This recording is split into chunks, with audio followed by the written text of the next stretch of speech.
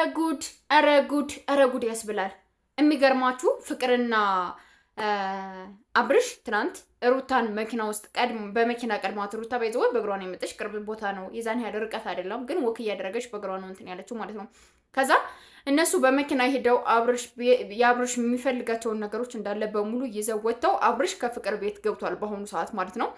እንደኔ መግባትም ይችላል፣ ምንም ማለትም ይችላል፣ ምንም ማለትም አልፈርድም። ምን አይነት የውስጣዊ ስሜት እንዳላቸው፣ ምን አይነት ጸጸት እንዳላቸው ሁለታቸውም የነበሩበት ህይወት ምቹ ካልሆነ እነሱ ጋር የነበራቸው ፍቅር መታደስ ካለበት ወደ ፊታችን ፍቅር እንመለስ ብለው ካሰቡ ምንም ችግር የለውም። ነገር ግን በዛ አይነት ልክ ልጅ ይዛችሁ የሰው ልጅ የሩታ የመጨረሻና የመጨረሻ ሀብቷ በጣም የምትጽናናበት ብዙ ነገር ያሳለፈችበት ብዙ ነገር ያየችበት ልጇ ልዑል ነው። ስለዚህ ልዑልን እናንተ በምንም አይነት መልኩ ሰርቃችሁ ወስዳችሁ ቪዲዮ ላይ እንትን ብላችሁ ልጁ እኮ ራሱን እንደዚህ ነው ያዘ፣ ጆሮውን እንደዚህ በቃ እናንተ እንድታወሩ ምናምን በቃ ይሄ ጭቅጭቅ ምናምን ሰልችቶታል። ልጁ ካሁኑ የእናንተ እኝኝ፣ የእናንተ ንዝንዝ፣ የእናንተ ጭቅጭቅ ምን ያህል እንደሰለቸው፣ ምን ያህል እንዳሳዘነው፣ ምን ያህል ልቡን እንዳስከፈው በልጁ ማየት ትችላላችሁ። ስለዚህ ልጁን በምንም አይነት መልኩ ሶሻል ሚዲያ ላይ ይዛችሁ ባትመጡ እንደኔ አሪፍ ነው ብዬ ነው የማስበው።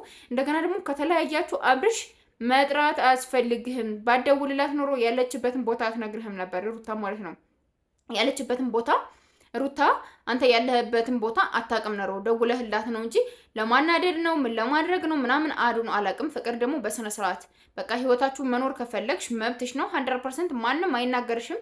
ባልሽ ነው፣ የልጅነት ፍቅረኛሽ ነው። ስለዚህ ከሱ ጋር ያልጨረስኩት ላይፎች አለ፣ እነዛን ላይፎች እንደገና ማደስ አለብኝ ምናምን ብላችሁ የምታስቡ ከሆነ መሄድ ትችላላችሁ። ምንም እንትን የሚለን ነገር የለም። ግን ብዙ ነገሮች ተሰብሬ እንደዚህ ሁኔ ምናምን የምትሉ ብለሽ እንዴት አሁን ተመልሰሽ ትገቢያለሽ ምናምን የምትሉ ሰዎች አላችሁ። ገባችሁ? በፍቅር ህይወት መሰበርም መደሰትም ያለ ነው። ገባችሁ? መሰበርም መደሰትም ያለ ነው። ከምሬ ነው የምነግራችሁ። እኔ ማለት ነው ባሏ ሁለት ጥርሷ ይሄ እነዚህ የፊቷን ሁለት ጥርሷን ማለት ነው እግዚአብሔርን ነው የምላችሁ። ይሄ ሚስማር በሚመታበት ምንድነው የሚባለው? አድዋ ምንድነው የሚባለው? በዛ ምንድነው ስሙ ጠፋኝ አሁን ላይ ማለት ነውና በዛ ጥርሷን መቷት። አናጢ ነው ሰው ባሏ መቷት። ቤተሰቦቿ እንዴት ጥርሷን እንደዚህ ታደርጋለህ ምናምን ብለውት እንዲያስተክልላት ተደረገ ምናምን። እዛም በኋላ መልሰው ቤቷ ውስጥ እናት አባቷ ቤት መመለስ የለብሽም እዚህ ትዳር ውስጥ መግባት የለብሽም ምናምን ብለው ይዘዋት ሄዱ ማለት ነው። እንዲህ ቤተሰቦቿ አስጠሏት። ከሱ ጋር ነው መሄድ ያለብኝ። እንደዛ ሆነውም የሚኖሩ የድሮ እናቶች አሉ። ብዙ ተደብድበው ብዙ ስቃይ አይተው ምናምን የሚኖሩ ሰዎች አሉ። ግን ይሄ በንግግር አብርሽ ደግሞ ሩታን መታ አቅልበስብሰው ምናምን ስለሆነ የገባው አላሰበበትም። ፍቅር ምን ያህል ተጎድታለች ምናምን የሚለውን ነገር አላዳመጠም። እንደዛ እንዲያዳምጥ ጊዜ አልተሰጠውም።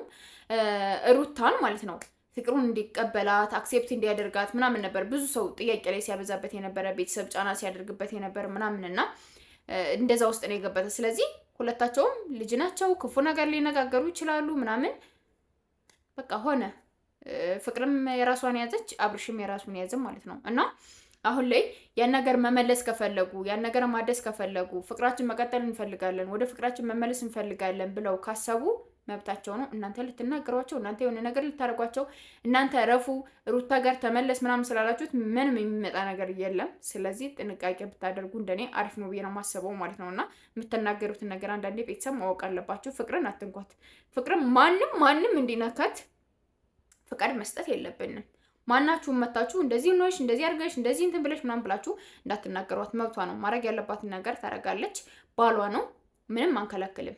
ገባችሁ? የገቡባት እነሱ እስከሆነ ድረስ አሁንም የመግባት መብት አላት። ግን ከልጁ ጋር ያለሽ ንክኪ ግን ስቶፕ አቆሚ። ገባሽ? ፈቅደውልሽ በስነ ስርዓት ልጁ ራሱን አውቁ ራሱን ሆኖ ምናምን ማግኘት ካለበት እንትን ይላል። ግን ልጁ እንደዛ እያዘነባችሁ እንደዛ እየሆነ ምናምን ሶሻል ሚዲያ ላይ ይዛችሁ መምጣቱ ምንም አይነት አግባብ አለው ብዬ አላስብም። ለማንኛውም ቤተሰብ የእናንተን ሀሳብ አስተያየትም ኮሜንት ላይ ያስቀምጡልኝ። እንዲሁም ሰብስክራይብ ማድረጋችሁን አትርሱ። ባይ